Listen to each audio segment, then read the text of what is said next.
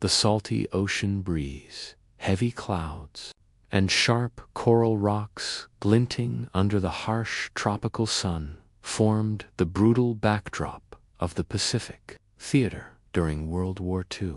Between 1943 and 1945, the American military encountered a tactical nightmare that conventional military strategy simply could not overcome.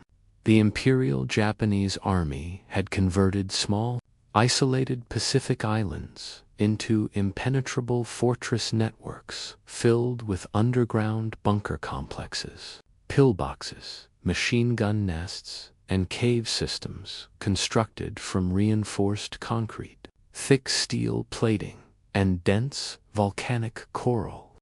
Deep inside these subterranean fortifications, Japanese forces operated heavy machine guns and artillery positions, raining devastating fire on advancing American troops from positions that were completely immune to rifles, grenades, and standard artillery shells. Traditional naval bombardment proved largely ineffective because these underground networks were built with angled entrances, deep labyrinthine tunnels, and blast-proof interior chambers. To shatter this deadly tactical stalemate and save thousands of American lives, the United States military leadership and the Chemical Warfare Service urgently required a weapon capable of reaching deep into these subterranean strongholds to eradicate embedded defensive positions. That urgent operational requirement birthed one of the most terrifying, devastating, and decisive weapons in the history of infantry combat, the M2 Flamethrower. The creation of the M2 Flamethrower was not an accidental technological breakthrough, but the calculated result of American industrial-scale, chemical engineering excellence, and raw battlefield urgency. Early flame weapons utilized during World War I and the initial stages of World War II were notoriously unreliable, heavy, mechanically fragile, and dangerously limited in range. Early American models like the M1 and M1A1 flamethrowers suffered from severe pressure drops, unreliable electrical ignition systems, and extremely short effective ranges that forced operators to crawl dangerously close to enemy firing slits, resulting in staggering casualty rates. When detailed combat reports detailing the horrific reality of island-hopping warfare reached military planners in Washington, the Chemical Warfare Service initiated a comprehensive redesign program to craft a superior, portable flame projection system. The engineering team restructured the back-mounted carrying frame, optimized tank ergonomics, and completely overhauled the pressurized propulsion mechanism. The resulting M2 system utilized 3 back-mounted cylinders, 2 large vertical tanks containing liquid fuel, and a central high-pressure nitrogen cylinder designed to force the fuel mixture through the flexible hose assembly at tremendous pressure. This streamlined layout created an optimal balance between operator mobility and overwhelming, concentrated firepower on the battlefield. Perfecting the physical hardware of the flamethrower was only half the technological battle. The true engineering challenge lay in the physics and chemistry of the fuel itself. Early flame weapons relied on unthickened pure gasoline, which atomized instantly upon leaving the nozzle. This created a massive, dramatic fireball that burned off rapidly in mid-air before ever reaching the target, transferring minimal heat to the defensive position and leaving the interior of bunkers largely undamaged. To solve this critical vulnerability, American chemists developed a revolutionary gelled fuel additive known as napalm. Napalm transformed thin, volatile gasoline into a dense, sticky, rubbery gel. When the M2 flamethrower was discharged, the pressurized fuel shot out in a highly concentrated, cohesive liquid stream rather than a loose spray. Upon impact with bunker walls, pillbox slits, or defensive barricades, the burning gel adhered violently to surfaces and burned at extreme temperatures exceeding 2,000 degrees Fahrenheit. This sticky, fluid consistency was a game changer, allowing the burning liquid stream to ricochet around right-angled tunnel corners, flow down vertical ventilation shafts, and penetrate deep into interconnected underground subterranean chambers. Once the final design of the M2 flamethrower was standardized, the United States mobilized its vast industrial infrastructure to mass-produce the weapon at an unprecedented scale. Factories across Detroit, Chicago, and major industrial hubs worked continuously around the clock to meet frontline military demand. Under the direct supervision of the Chemical Warfare Service, tens of thousands of assembly line workers, a massive portion of whom were women entering the wartime industrial workforce, handled precision welding, high-pressure testing, chemical formulation, and mechanical assembly. Every single tank, valve, regulator, and ignition switch underwent rigorous quality control testing to ensure flawless operation under extreme conditions, as a mechanical failure in combat meant instant death for the operator. Within a matter of months, tens of thousands of M2 flamethrowers and millions of replacements parts were manufactured and shipped across the globe to the Pacific Theater. This immense industrial output ensured that every Marine Division and Army Infantry Regiment assault unit possessed a steady, reliable supply of flame weapons as they prepared to assault heavily fortified islands like Tarawa, Saipan, Peleliu, Iwo Jima, and Okinawa. Despite the weapon's terrifying power and tactical necessity, carrying the M2 on the battlefield was a living nightmare for the soldier assigned to it. Serving as an M2 flamethrower operator was universally recognized as one of the single most dangerous, hazardous, and physically grueling assignments in the entire military. Fully loaded with a full charge of gelled fuel and high-pressure nitrogen gas, the backpack rig weighed roughly 70 pounds, 31 kilograms, carrying this immense, unbalanced weight through sweltering tropical humidity, knee-deep mud, dense jungle vines, and sharp coral terrain required extraordinary physical stamina and mental fortitude. Furthermore, flamethrower operators were instantly targeted by enemy snipers, machine gunners, and mortar crews the moment they stepped onto the battlefield. Japanese defenders understood that if a flamethrower operator managed to close the distance to their bunker entrance, total annihilation was guaranteed. Consequently, enemy marksmen directed overwhelming, concentrated fire at the walking fuel tanks.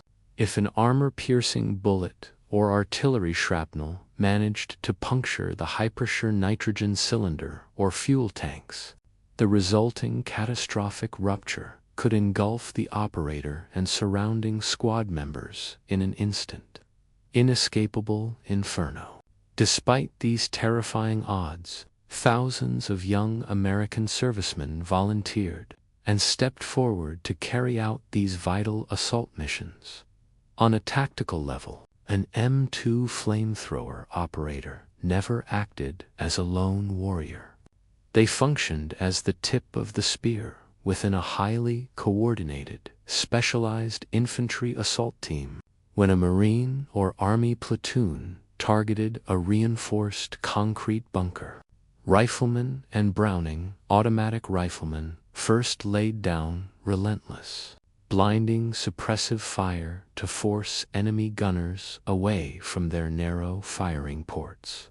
Simultaneously, bazooka teams, rifle grenade operators, or satchel charge demolition experts moved up under cover of fire to blast away outer barbed wire obstacles and sandbag barricades. Once an approach corridor was secured, the flamethrower operator advanced steadily under thick Duhan K grenade screens and covering fire. Upon reaching effective engagement, range typically between 20 and 40 yards, the operator aimed the long nozzle wand assembly directly at the bunker's embrasure or air vent and squeezed the rear firing grip.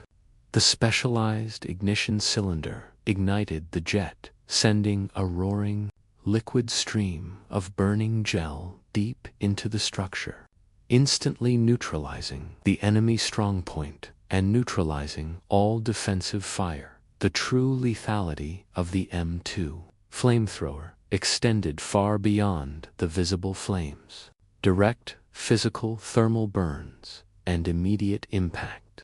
Its primary killing mechanism inside sealed underground structures was atmospheric oxygen depletion and toxic gas accumulation. When the intense stream of burning Geld fuel entered an enclosed concrete pillbox, cave, or subterranean bunker network, it rapidly consumed thousands of cubic feet of oxygen within fractions of a second, generating extreme vacuum pressure and lethal concentrations of carbon monoxide and carbon dioxide. Enemy combatants deep inside multi-level underground tunnel systems, who were never touched directly by the liquid flames, often suffocated almost instantly due to the complete, violent destruction of the breathable atmosphere.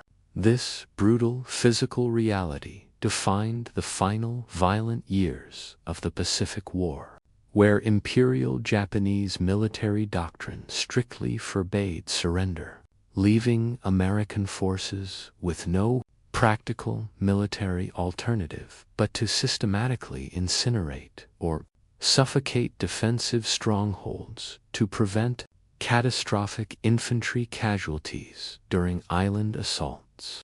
The dense jungle battlefields of Guadalcanal to the razor-sharp coral ridges of Peleliu.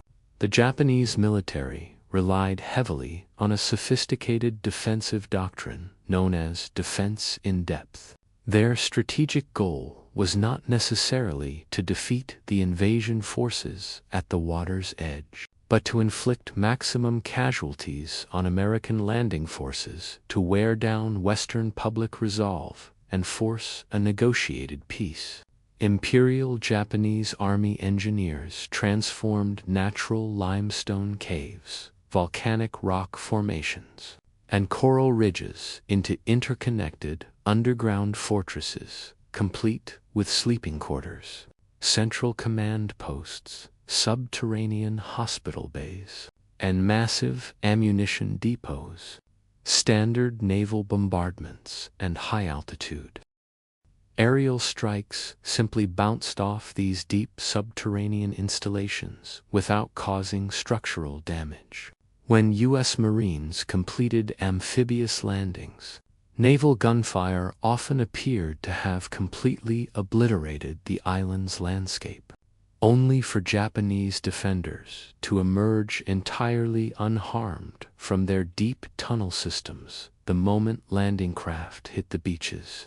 The M2 Flamethrower provided the exact short breaching capability required to eliminate these hidden subterranean gun emplacements that traditional explosive ordnance could not neutralize. During the Battle of Iwo Jima, American forces confronted a desolate volcanic island where virtually every single square yard of terrain was covered by mutually supporting defensive fire zones. Hidden within Mount Suribachi and the northern volcanic plateau were thousands of artfully concealed cave entrances and reinforced pillboxes built under the direct orders of General Tadamichi Kurabayashi.